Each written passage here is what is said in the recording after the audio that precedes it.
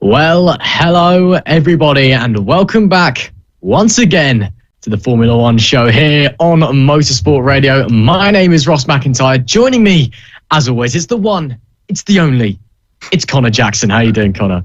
I'm doing very well, Ross. Thank you very much for once again taking us on this journey, let's say, across the interwebs and all things technological, because we're back, as you say, after another Grand Prix of the first of our desert triple header. And what can we expect going forward after that performance, eh?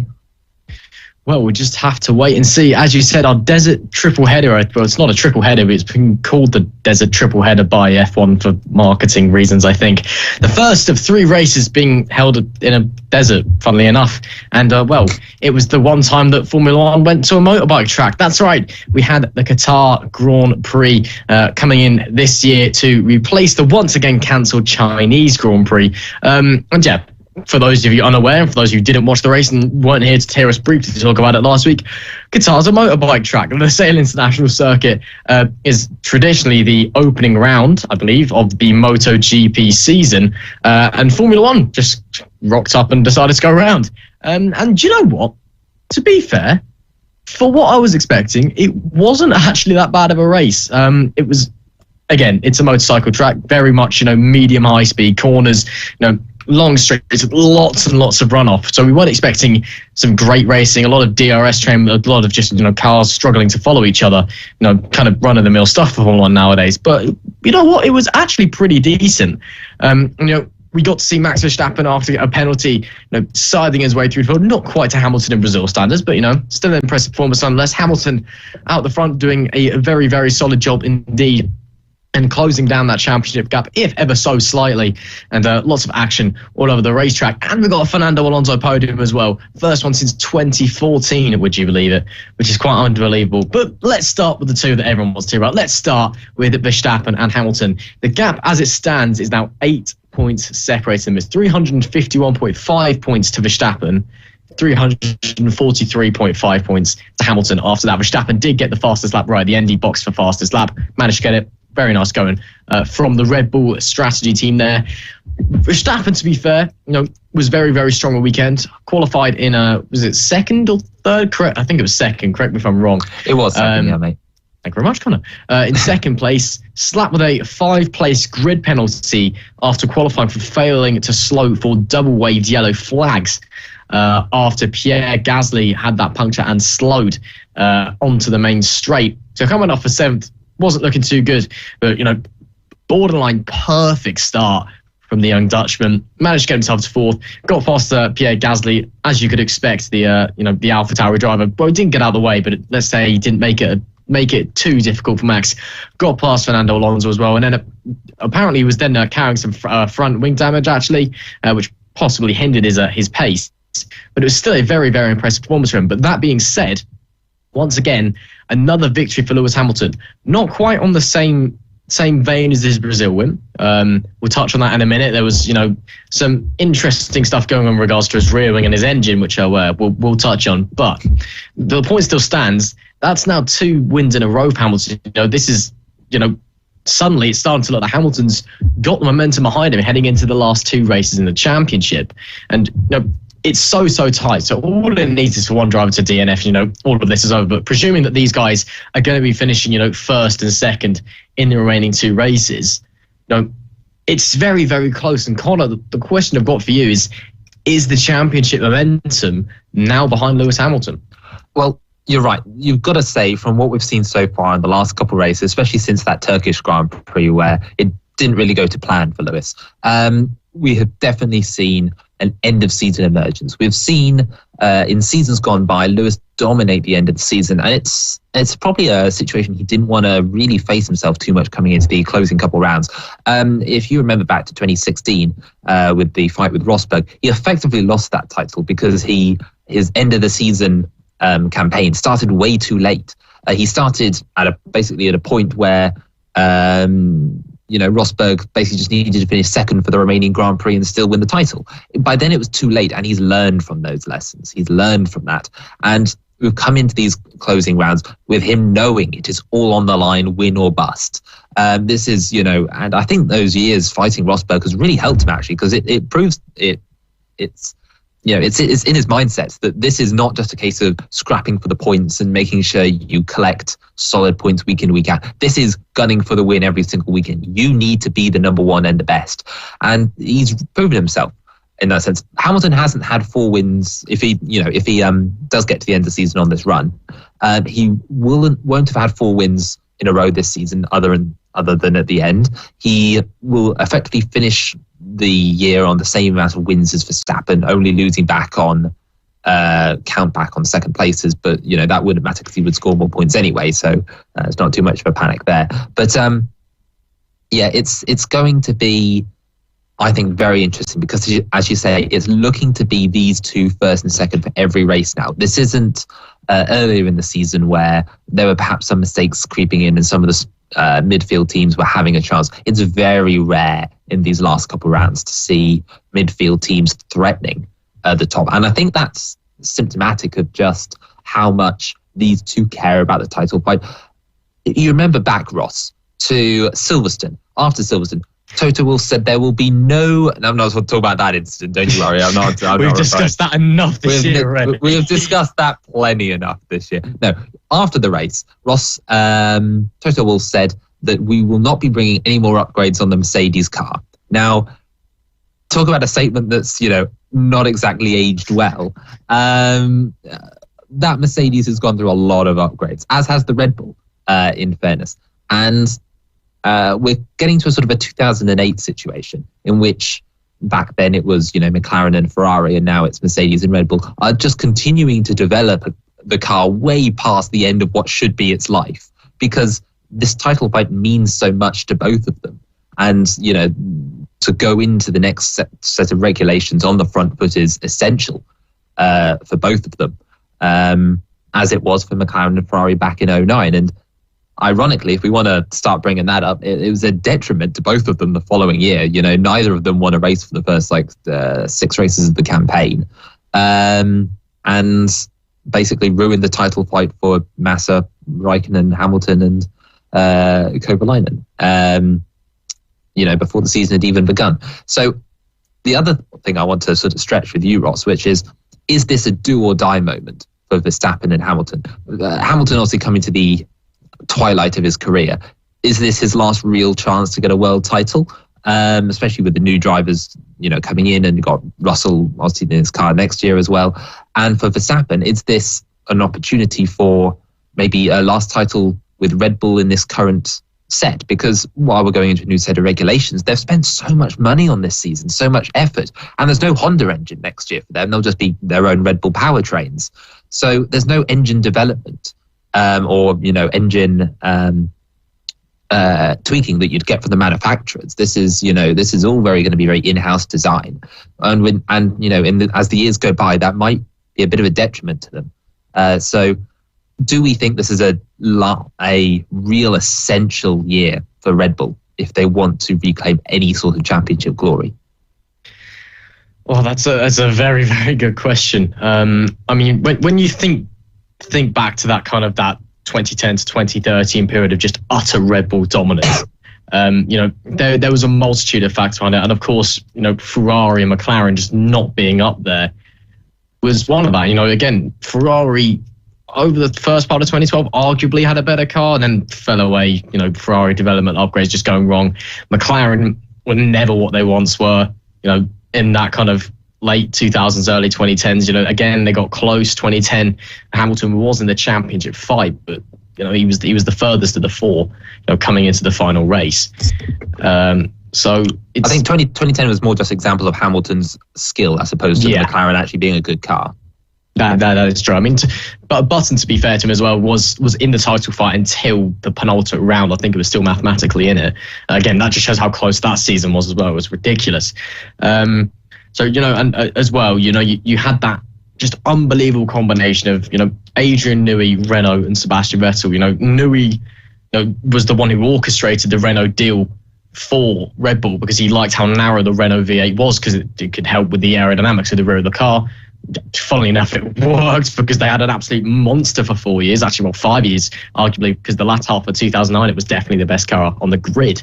And then, of course, you've got the young Sebastian Vettel as well, just in a car that suited him down to the ground, and he was just phenomenal. I mean, you have Mark Webber alongside him. Webber, in his prime, was a very, very good driver. By that point, probably past his prime, and I know that he never quite bonded with the Pirelli tyres as well, but, Vettel made him look so average, especially, thinking, 2013, especially, Vettel won was it like 13 races that season or something stupid, and Webber didn't even win one. It was Malaysia, but. Yeah, exactly. It's all pretty sad for that last year with Webber, which is disappointing because I really wanted him to get something from that. As a childhood Webber fan, it was a bit of a disappointment to see him go out like that. But we do not mention Multi 21 in this group, Ross. No, we don't. No, this is again, this is not what we're discussing tonight. I'm just using it as an example. But Red Bull were unable to be in that situation just through a combination. And coming into 2014, Renault didn't get the engine right. Red Bull didn't quite get the air right either. It was an ambitious package, didn't quite work. On the chassis front, probably on par with Mercedes. And then 2015 and 2016. 2016 the car was all right. Verstappen won a race in it. Pretty good going. Again, Ricciardo did win races in 2014. It's only when you're coming into like the current aero regulation 2017 where Red Bull really starts to step up again. 2017, 2018 especially, although they were the third best car on the grid that season, they did take a few wins. Again, 2019, last year, 2020, even though the Mercedes was 1.5 seconds up the road and anything else, it was still by far the second best car. And then coming into this year, a combination, I think, of I think it's Mercedes' complacency more than anything. They're claiming that they got done over by the rules. I think that's them just chatting out their backside. I think they just got lazy, just underestimated it. And Red Bull just getting it bang on, and the Honda engine being very, very strong this year as well, and it's allowed them to be in this situation. And so you kind of it's been a long time coming, And again, motorsport is a sport which, again. It's a sport which requires so much luck, to be successful in and to get things right. There are so many factors that are just outside of your control that just need to be right. You can, again, look at last year. Red Bull had a very, very quick car last year. It just also happened that Mercedes turned up with the most dominant car in the history of the sport. So, again, there's so many factors coming in. I think what the point I'm trying to make, Ross, and what I was curious was, is this the end of the end of a Formula One arc, an end of a Formula One era? Because we get that with when rules change and big regulations come, is there's always a big reset in some way or another. This is the end of a chapter, as it were, in Formula One, and there's a reason you want to end the chapter as the guy that won it.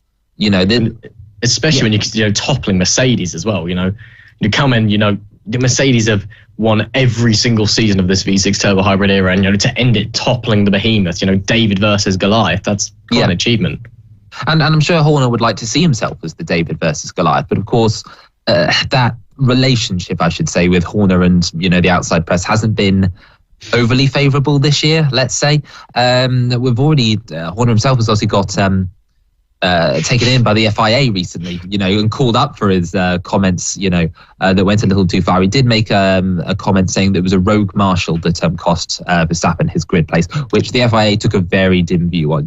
I think the FIA's approach was, look, you're fine to criticise us. Michael Massey can take all the shtick in the world. He's got thick enough skin, but these guys are volunteers. Don't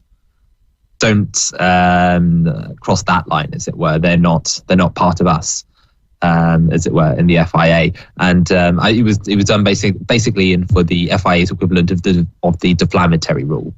Is what he was called up upon. But it's considering, as you say, it should be a David versus Goliath story this season. It's amazing how it basically hasn't been. And I know this comes down to basically personal opinion, but we haven't seen Horner or the Red Bull team be seen as the plucky underdogs that are taking on the mighty manufacturers, which would be such an easy storyline to right. It's the independent versus, the big manufacturer. But instead we're seeing a bitch fight, basically, between two managers. And it says a lot when the drivers talking about the other drivers have a lot more respect for each other than the team owners do. Well, I mean, they do say that politics is a spectator sport, and, well, Formula One is the most political sport in the world. So it's, I'm enjoying this as much as anyone else is, really, with all the, the Toto versus Christian thing. It's kind of like one's throwing something at the other and the other one's going, come on, let's tango then, because neither of them are having it. It's, you've got the two most powerful guys in Formula One going at loggerheads. It's brilliant viewing. And I think, to be fair, the reason we're not getting that story is partial. I think that just the bias of British media. It's, wherever you are in the world, there's always going to be media bias towards your own drivers. I think if you go to Holland, you'd be seeing it the complete other way around. They'd be acting like Verstappen has been utterly dominant this season. And in fact, Mercedes are the underdogs. Here I think we're getting, it's a good fight, but Hamilton's got the upper hand, but only just. I think. Yeah, reality, but if you were the Dutch media, would you want to be seen as the guy dominating? Because then if you don't win it at the end, that comes back to hit you. Why you were the dominant one? Why didn't you win in the sort of? That's a question for the Dutch media and a question for another day. I think when you consider that Red Bull, for by and large this year, has actually been the dominant car. Or in my opinion anyway, I think, when you think back to the challenges that Mercedes have had in the past, in 2017, we look at Ferrari as the underdog. That's because Mercedes realistically had the better car that year. In 2018, Ferrari, again, can't look at the underdog when definitely for the first half of that season, it was the stronger package. And I actually argue that for the first half of that season, Vettel was the stronger driver compared to Hamilton as well. It was only really once, the Mercedes development train got rolling and, Vettel started to make mistakes, Ferrari started to get things wrong, that it all very, very quickly unraveled. But this year, in fact, Mercedes have been the one unraveling. They've been the ones making mistakes that we don't usually see. And, Red Bull have been very, very solid. Verstappen's been very, very solid. There's only been a few, times this year where they collectively have really, really made a mistake. It's mainly been out on track, that the business is being done. So, one thing you said there that was very interesting, the Mercedes development train. And that's, I think, a big point that we need to look at, which is, whenever we've had challenges for Mercedes in years gone by in the V6 turbo hybrid era, especially under those years where they were fighting Ferrari, the moment the Mercedes started to develop the car mid-season, they were gone. They were, up the road. It was clear that they weren't just the dominant car. If they wanted, they could spend their way into dominating more than they ever would want to. But they would always focus on next season. And so it would always be a rolling problem of, Mercedes are dominant this year, so they'll just build a car, stop developing it halfway, and they'll win the title anyway. And they've had half a year of development, so they're back in the next year, same dominant car. And Ferrari did, I think, find this issue at some point, especially the 2018 title fight, where Vettel fell away in the last 6 races, where Ferrari were just cutting their losses short, basically, and going, well, we're not going to develop this car anymore. We might as well just focus on next year and see how that goes.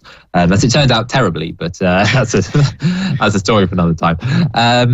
But that's the whole thing. That's the whole reason I think Horner especially, but Red Bull have been protesting so much about everything Mercedes does, every little development, every little tweak, every little change they make. Protest all the time, because the moment Mercedes builds any momentum with their development of their car, they're really steamrolling. And I think Mercedes have finally broken through in these last 4 races since the upgrade Hamilton had in Brazil with that engine.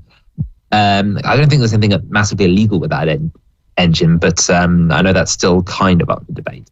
But since that engine upgrade in Brazil, Hamilton has just it seemed on a different planet. I know we've seen the Qatar race where Verstappen moved his way through the order, but look what happened when he went to second. Hamilton maintained the gap, stretched it out. By the end of the race, he was, long gone, even without the Verstappen pit stop right at the end, just to secure fastest lap. Hamilton, with the exception of getting that fastest lap, was comfortable that entire race. Was Red Bull the same comfortability? If Perez proved anything in Qatar, it's that he got to third place from starting 11th, but he didn't leapfrog there, having passed the whole field. He didn't do what Hamilton did in Brazil. What Hamilton did in Brazil was far more dominant than what Perez was doing at Qatar. And I think that says a lot about the Mercedes development and also obviously Hamilton's ability in his own right. Well, this actually leads us perfectly on to the next point, and that is the accusations surrounding Mercedes' rear wing. Again, you'll have to be living under a rock to have not seen this. Red Bull have basically been protesting Mercedes' rear wing, claiming that they've basically come up with a system where the bottom plane of the rear wing basically moves when it reaches a certain amount of aerodynamic pressure, therefore, so it tilts back, basically creating a secondary DRS system. It's only a slight tilt, but that's a lot in Formula One terms, and basically gives them a straight line speed advantage. There's already been some messy stuff going on with Mercedes kind of rear end of the car this year. Anyway, it was only fairly recently that people spotted that they'd come up with a system sort of similar to the system that Williams had in 1992 with the FW14 and the FW14B as well, and that they managed to drop the rear of the car under a certain amount of aerodynamic pressure to, again, create just a low drag system. So, the car literally just drops like that on the rear. So, obviously, active aero is banned from Formula One. You are not allowed to have wings that move. Of course, you're allowed to have wings that flex. If you had a solid wing, it's either going to shatter into a million pieces immediately or just be a lump and not going to do anything.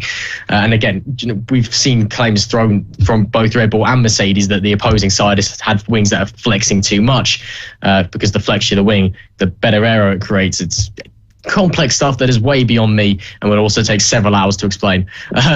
But yeah, there's been claims from Red Bull, and they've provided photos as well, that in Brazil especially, the bottom plane of Mercedes' rear wing was moving and giving them a huge straight line speed advantage. Now, we know that Hamilton had a new engine in the car anyway. We know that particular engine happens to be an absolute rocket ship. Of course, no two engine the same. I think Mercedes have just built an engine that is just amazing and have gone, right, we're going to stick it in Lewis's car. They didn't put it in Lewis's car in Jeddah or in Qatar, interesting enough, but they're putting it back in the car in Jeddah, is the reports that we're getting. So again, we didn't quite have rocket ship Hamilton this weekend. 2 weekends time we might have him back, so we'll just have to wait and see. But Red Bull were protesting Mercedes' rear wing, and there was a rear wing check on Sunday morning. All looked okay. But from what I heard from rumours going around, is Mercedes did bring a different rear wing to Qatar, and I found some. It was not the best footage, but it was onboard footage from Hamilton's Brazil race, and again, the quality isn't great, so it's hard to tell. But it does look like something might be moving. Again, we also know that Hamilton's rear wing did have damage. I'm not sure what session it's from, because I found this on Twitter, and everyone's always lying on Twitter, so I'm not sure what session it's from, if it's from damage, if it's actually moving on its own. So it's interesting, but and we've seen from the Red Bull photos as well, there is definitely some evidence that there might be something going on. So the question is, are Mercedes now starting to try and bend the rules? I mean, let's be real, everyone's trying to bend the rules. It's how you go fast, and F1's by breaking rules and then hoping you don't get found out. That's what Ferrari did in 2019, and they won 3 races on the trot, then got found out, and then suddenly stopped winning races for 2 years now. But yeah, are Mercedes now starting to push the rules a little bit? Are Red Bull right in this claim, or is it just more talk from Christian Horner? Well, as I said, that's what we'll hopefully find out. It's one of those problems. How far is bending the rules before you break it type issue? And I know we've had that debate plenty of times before. I'm actually just going to pull up the FIA regulations very quickly. Go on talking. I'll mute myself while I just go and find those. But Ross goes and bees a responsible journalist. No, it's very interesting about how we've seen this back and forth throughout the season. But both teams, not just teams, but teams in general in Formula One will always bend what they consider to be, the edge of performance, as it were, to get that extra edge. I think the best example we saw in Qatar was with the tyres. I know this is a slight divergence. We'll get back to Ross's point in a minute, but you look at the 3 blowouts we had at Qatar. They were all drivers who were going one-stop strategies. And what did Pirelli say before the start of the weekend? They said one-stops, do not do them. The tyres will not last. Do a 2-stop strategy. That is the safe bet. And yet loads of the teams were trying to do 2 stops. Some of them basically had to abandon their one-stop strategy in the middle of the race when they saw the blowouts. Williams, were some of the biggest failures of that, with their front lefts going. And of course, most famously, Bottas had basically retired from the race eventually from the damage that he would sustain later after his tyre blowout from third place. And that's another point, which is how far do these teams go when it comes to the designing of their car, the designing of their chassis? If they're prepared to basically go beyond the recommended limits for tyres, something that is very obvious and public, and they all have no control over, then how much are they going to control and manipulate the elements of the car they do have influence on? Of course, all of you are welcome to get involved. Of course, if any of you are following us on social media, Twitter or Facebook, then leave us a comment. We'll get back to you in time, as it were.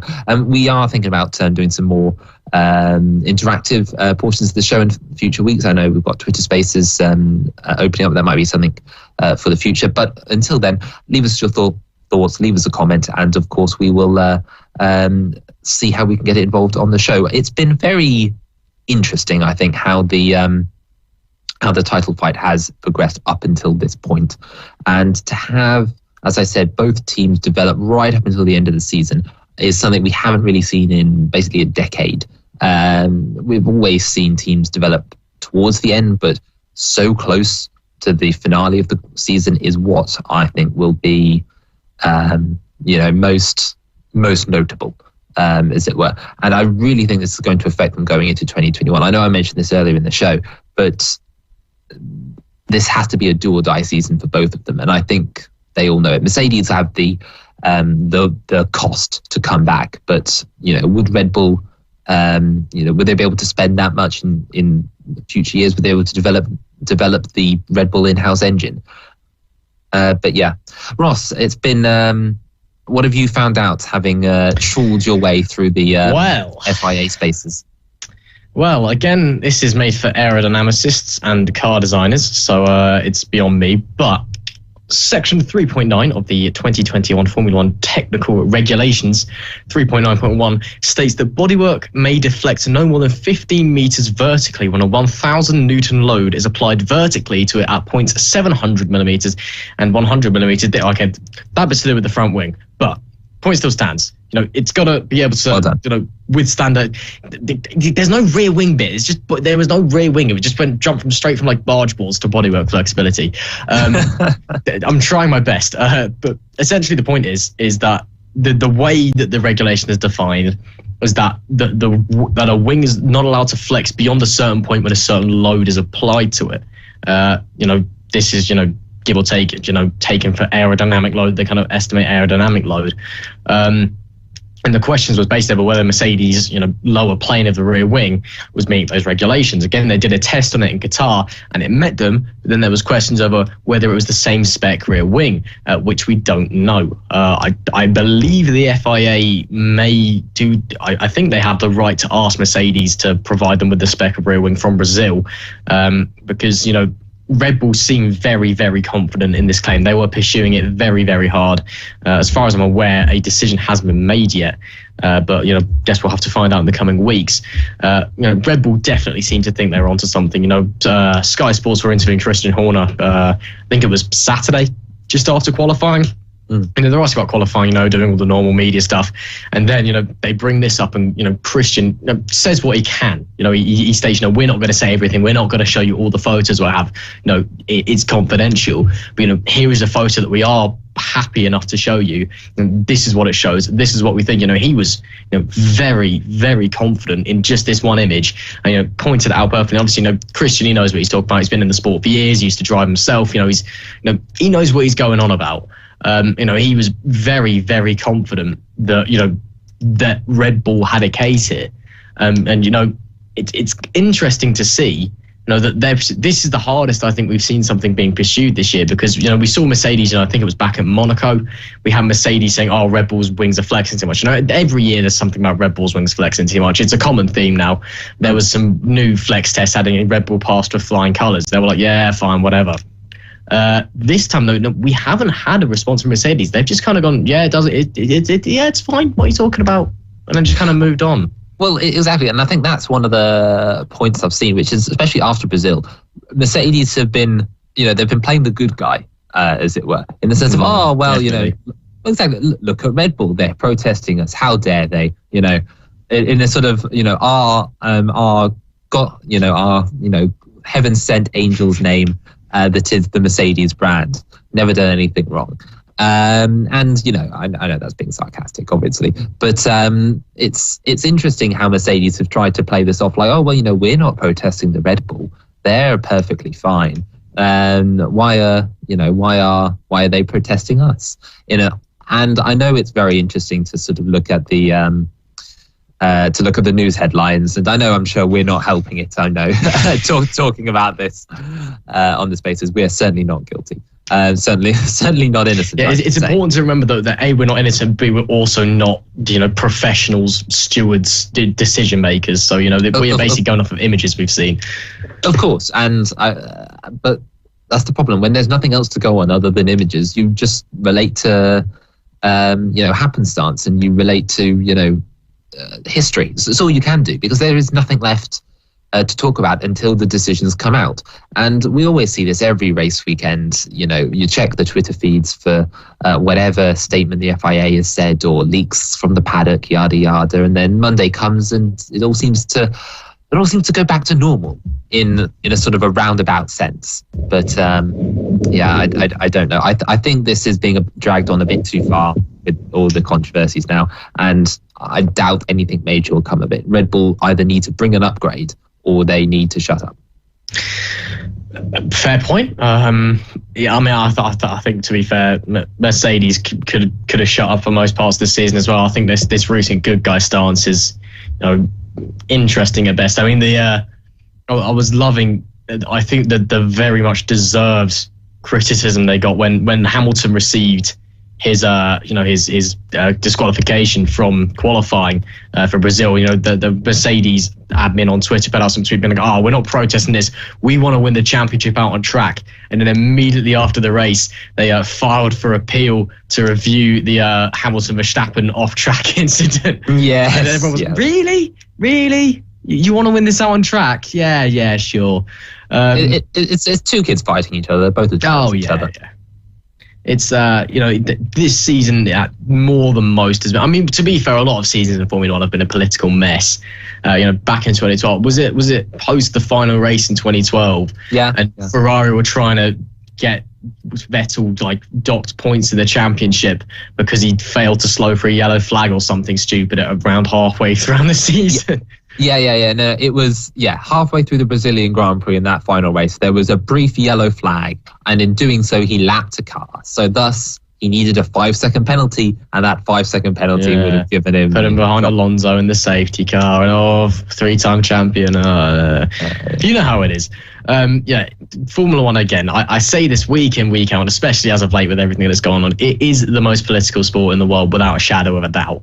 And this season as well, you've got the two biggest guys in the sport just throwing it at each other, and it is a fantastic spectacle to watch. But my goodness me, it is starting to just get a bit silly.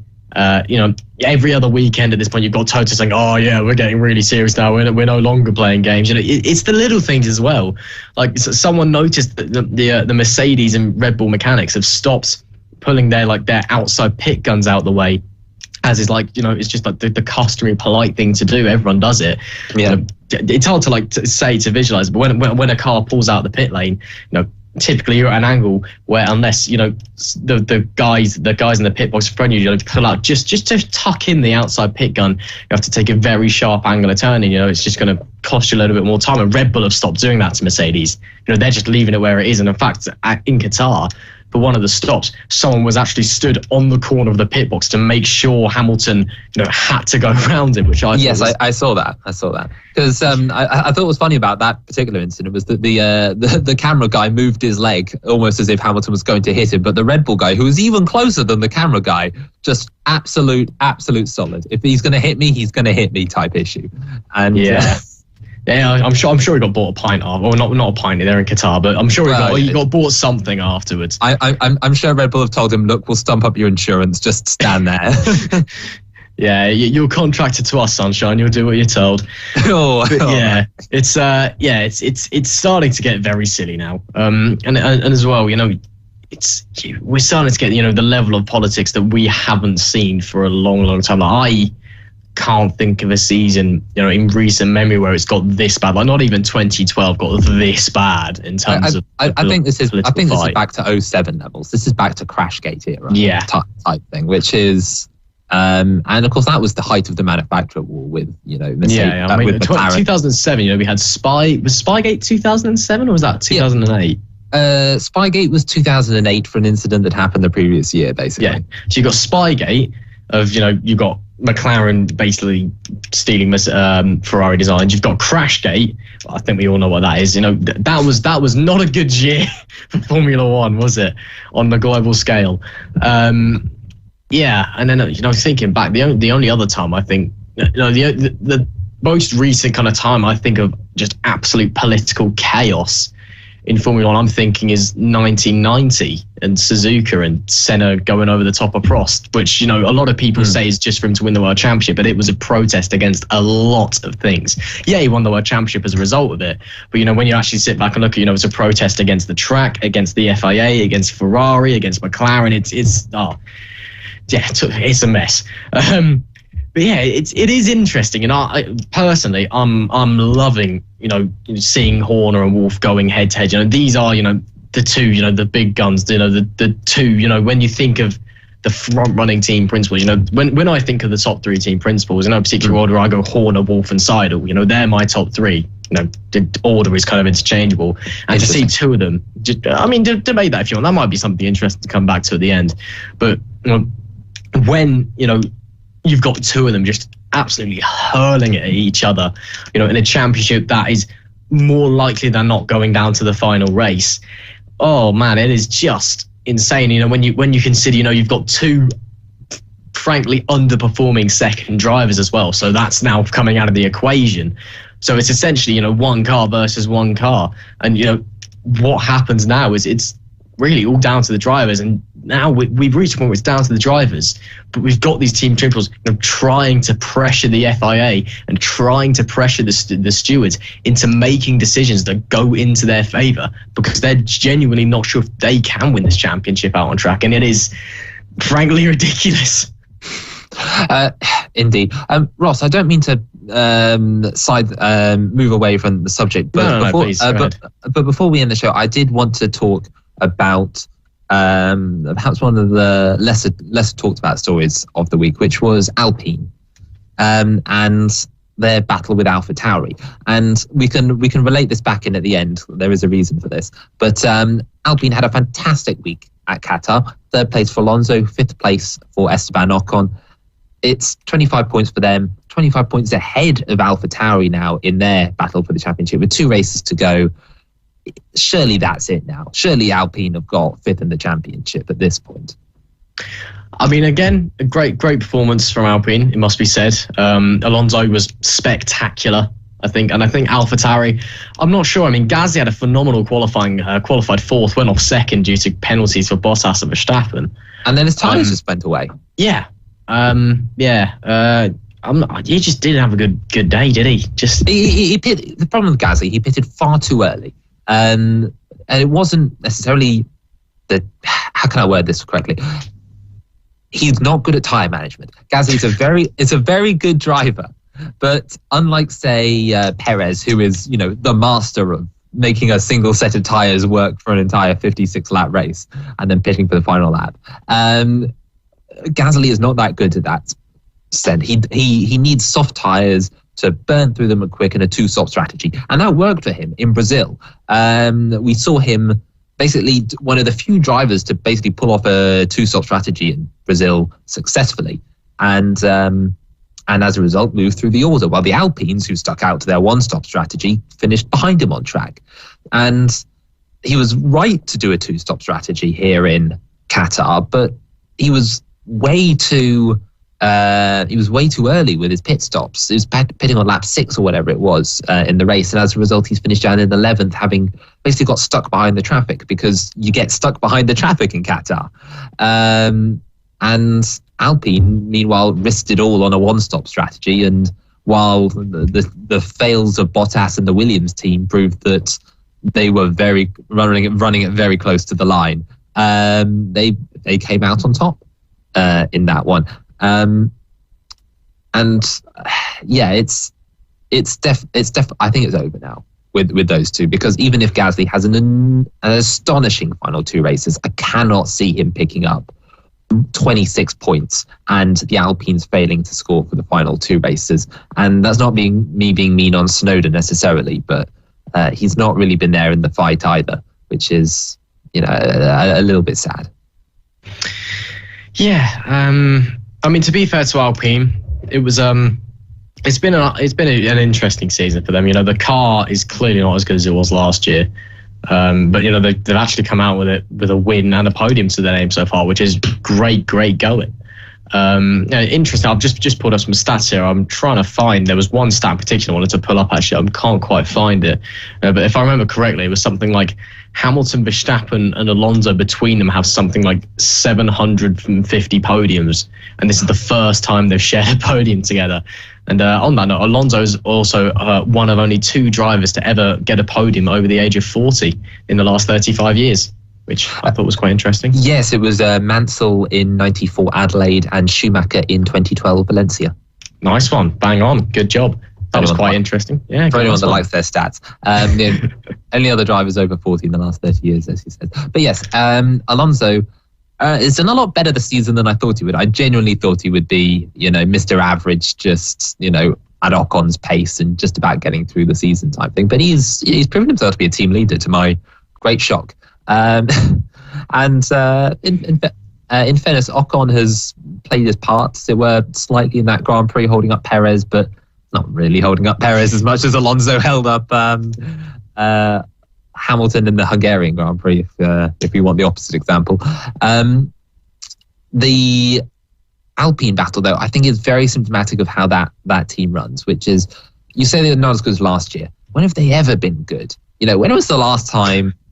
exactly. We're getting on this now. When has the Enstone team ever really been championship contending? And you've got to go all the way back, surely, to 2006, because you can't call their Lotus era 2012 championship contending. They were good. Race winning, yes. Championship winning, no. Yeah, no. And it's Lotus 2012 was as good as Mercedes 2012, if we want to put it in that perspective. Maybe slightly better. Maybe. Yeah. Okay, fine, slightly better. But even so, they had Raikkonen at the wheel during supposedly his prime, and he wasn't really able to challenge Vettel at all for those championships. But yeah, the Enstone team has been one of the biggest underperformers in the last decade of Formula One.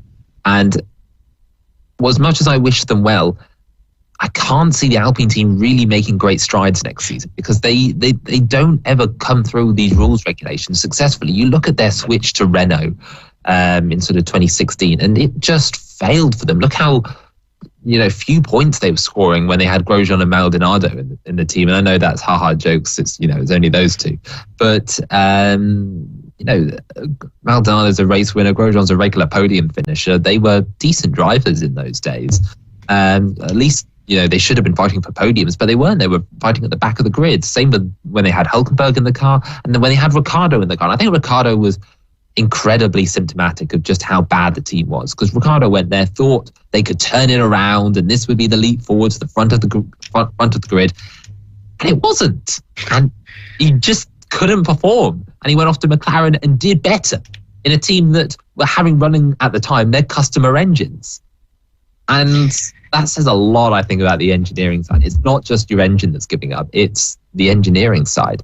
But one thing I did want to just circle it back, Ross, just to ask you, was if this is out of the fight now for AlphaTauri, if they've given up now on fifth place and they'll take what they can get, Pierre Gasly, how important is he to the title fight with Lewis Hamilton and Verstappen? Ooh, can he steal a fastest lap point? Will he work for the Red Bull team?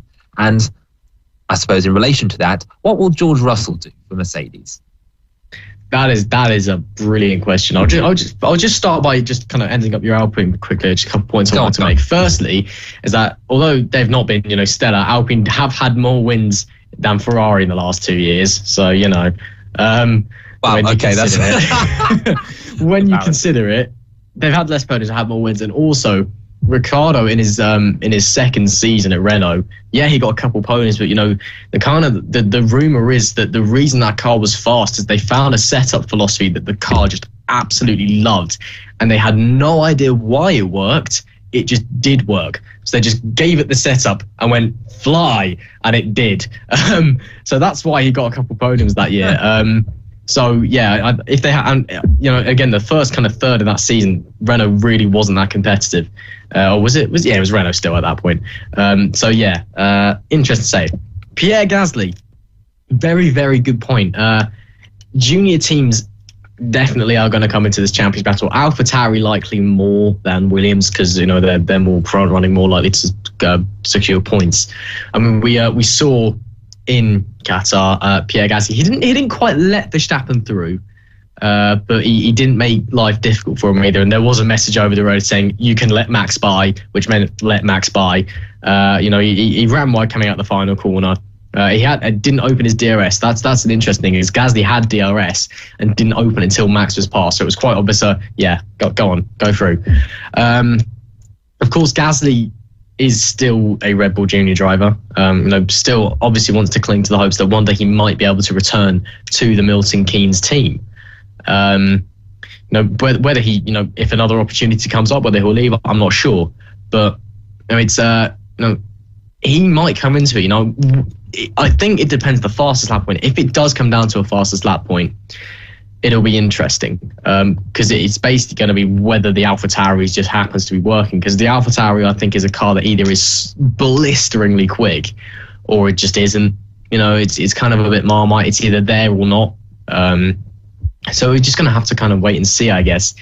Again, I think it's going to be difficult for it to come down to. Oh, sorry, Connor. That's fine, but you don't really even need a very fast car to get that fastest lap point. If Bottas and Perez are in a position where they can't give up track position because of the constructors' title or whatever, and all you need is just Gasly to put on a set of soft tyres with 2 laps to go and go, fill your boots, mate, enjoy. You might get something from this.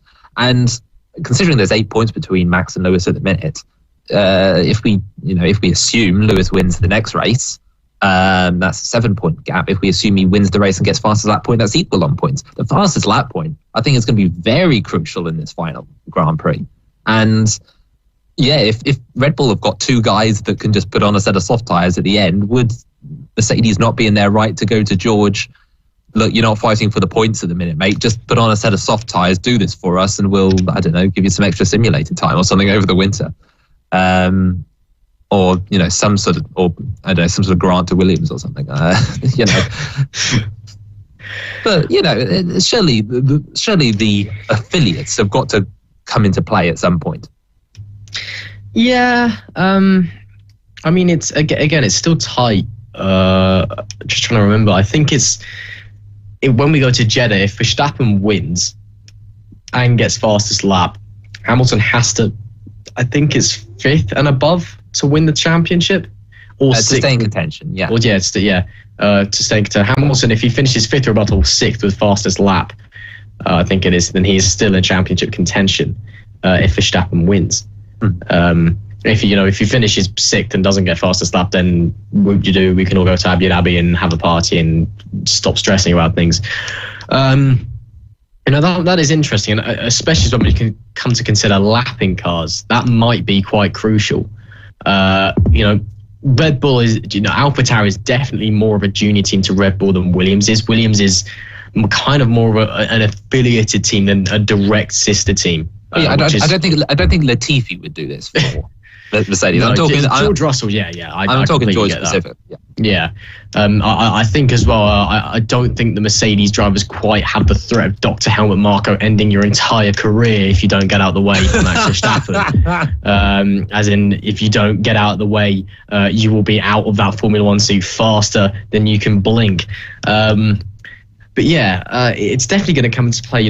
It's going to go down to the last run at Abu Dhabi, probably. I mean, Jeddah is going to be a messy race. We know that it's very, very fast, very, very tight, very, very narrow. There's going to be accidents. I've heard reports from F2 drivers, being on the sim because F2 having their penultimate race there and just saying there is going to be so many red flags here because there's just going to be so many accidents. So it's going to be fast. It's going to be messy. It's going to be about staying out of the wall and staying out of trouble. And presuming that Hamilton and Verstappen, let's just say, finish 1-2 just for the sake of things and make it to Abu Dhabi.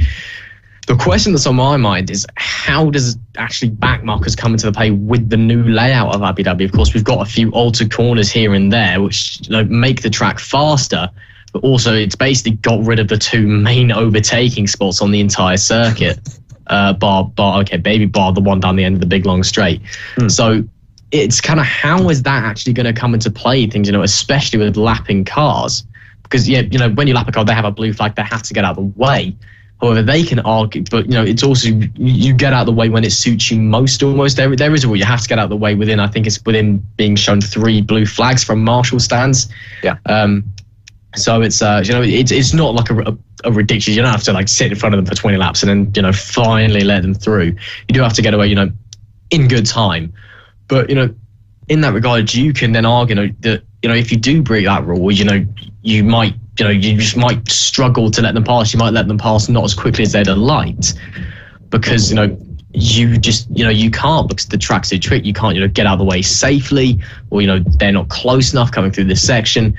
So I think that'll be interesting. And I think definitely AlphaTauri are going to create challenges for Lewis Hamilton and Valtteri Bottas.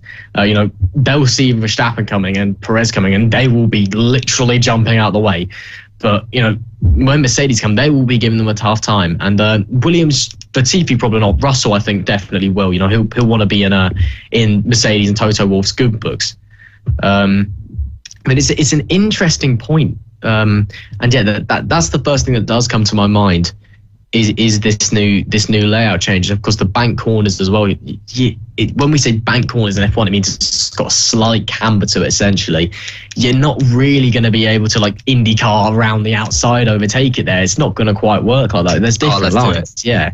I mean, we could try. It's not like a big banking. It's not like 20-30 degrees. It's like 5-10. I think the maximum. I read this regulation the other day. I don't know. Apparently, I read regulations in my spare time. Is that a thing now? I don't know. But I think it's the maximum camber a corner is allowed to have is 12 degrees, and the Netherlands got special permission for the 2 bank corners there because they were able to prove that it was safe or something along those lines. As far as I'm aware in Abu Dhabi, it's more than 12 degrees, but not by much. So it's a slight bank at best. So it is not going to be a multiple line corner. It's going to be a 1-line corners rather. So yeah.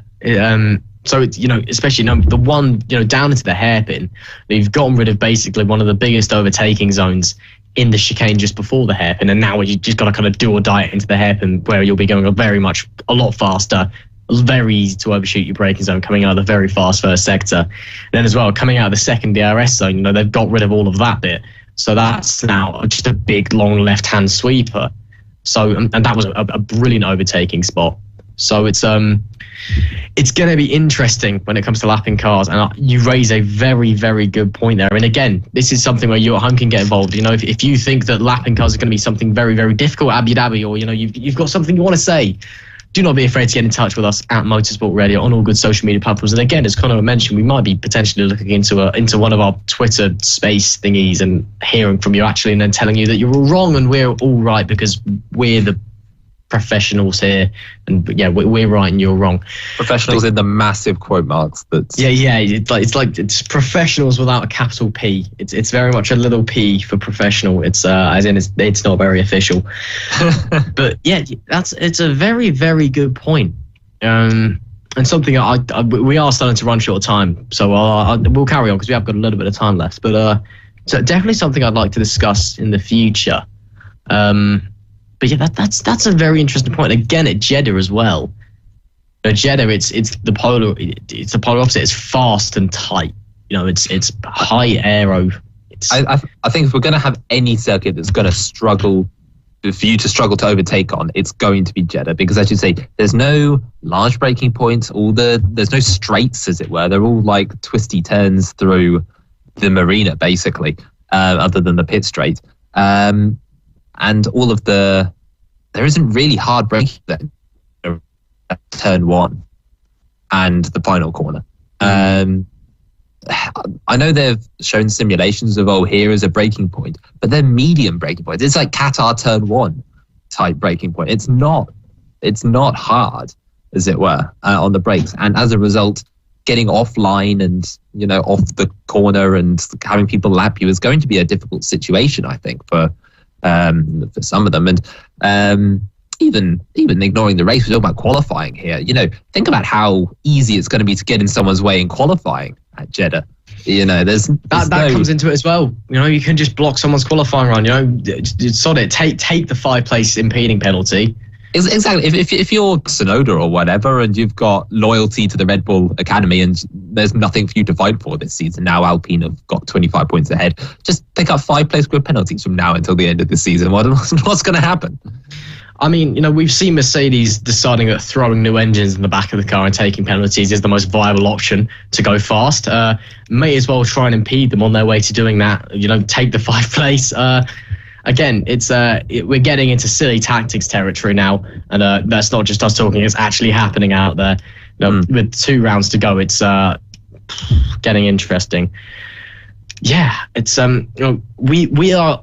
I think what's safe to say is no matter what happens over the next 2 races, and again, we've got our Jeddah preview next week. We'll be talking about that. We'll have our Abu Dhabi preview as well, I'm sure, in good time.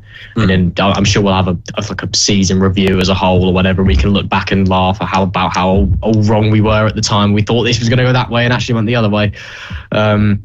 And Josh will either be very, very happy or not turning up, probably. Well, yes, exactly. Yeah. Well, it either makes his fabulous return to the show or just doesn't turn up ever again. Anything could happen. But one thing that we are going to see happen that I'm certain of is it is going to get really, really stupid over the next 2 rounds. We're going to see just some very dirty driving. We're going to see some dirty tactics and, dirty talk from the teams.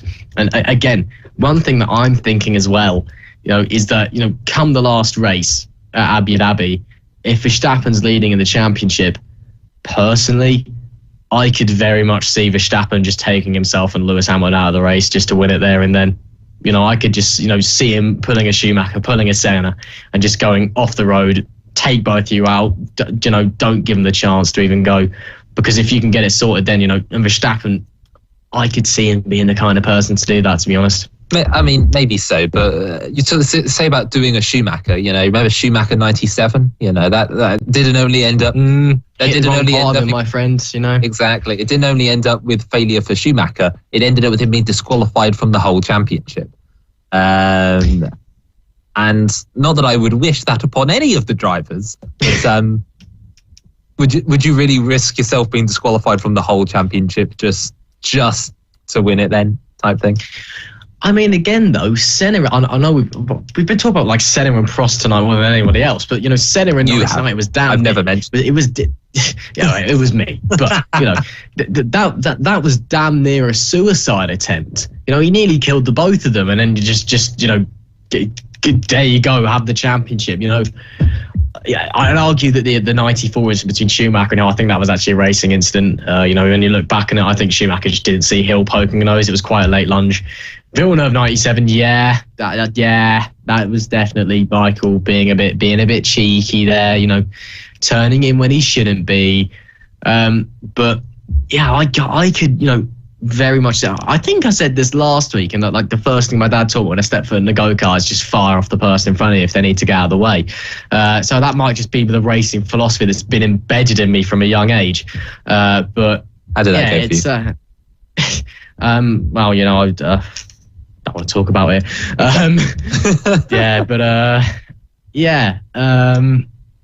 I could not. I just think Max. Then when you think back to early Verstappen as well, you think back to 2016 especially. he was a very, very good. Spa 2016 sticks in my mind of almost hitting the brakes halfway down the Kemmel Straight, and Kimi Räikkönen very nearly turned into an airplane over the back of him. And that was dangerous. Doesn't even begin. I don't think he got a penalty for it actually, but it was stupid, I think is what I'd say. In recent years, that Verstappen's kind of got away. He's become a lot more calm, a lot more collected, a lot more reserved. Much more of a smart racer. But that temper, that flair is still in. He's still the fiery young kid compared to the calm, cool, considered Hamilton most of the time. So honestly, I could very much see Max just touching a wheel. Again, look at Silverstone. That was, again, we're not going to talk about whose fault that was. I have my opinions about that. I'm sure you do too. I'm sure everyone does. But, we see a touch between the two championship leaders. Max goes out of the race. Lewis goes on to win, even with a penalty. Gets 26 points for his troubles. So, could be seeing that again. I don't know. Well, it's definitely something to look at. Before we wrap up, Ross, I will like to give a shout out to our producer Lester, who has been amusing me greatly, I should say, with I've been watching and keeping a professional straight face as he's been doing it. Exactly. So some of them, Lester, I've not approved of, let's say, but some of them were gold, let's say. I think Red Bull protesting your wings was a particular favourite. But yes, thank you, Lester, for those amusing captions and keeping us up to date with everything that's going on behind the scenes. Of course, Lester, owner of Motorsport Radio and our presenter, he's here every week doing his thing. Big thanks, as always. Thanks for joining us as well, Connor. It's been a pleasure. That is it. Unfortunately, that is all we have time for on this week of the F1 show. But of course, next week we will have our Jeddah preview for what is supposedly the fastest street circuit in the world, after supposedly Baku was the fastest street circuit in the world after this one. That one. Yeah. And we're going to Saudi Arabia, and a lot of people aren't happy about that, but that's not to do with us. We're just going to talk about the racetrack, and certainly not dodgy oil money dealings and other things. My God. Please don't murder us. Yeah. Oh my God. Yeah, that was going so well, Lester. We were going so well. But yeah, thank you very much for joining us here on the F1 show. Connor, any last words before you get taken out by the hitman? I love you all. Thank you very much. Ross, you've been a pleasure. Well, yeah. I think that's all I have to say. It's been a pleasure. Maybe see you next week if we're not all dead. But yeah, hopefully we'll be back in time, same place for our Saudi Arabia Grand Prix. Is it the Jeddah Grand Prix? Yeah, the Jeddah Grand Prix preview, Saudi Arabia Grand Prix preview. Same thing. So same time, same place. We'll see you then. Take care.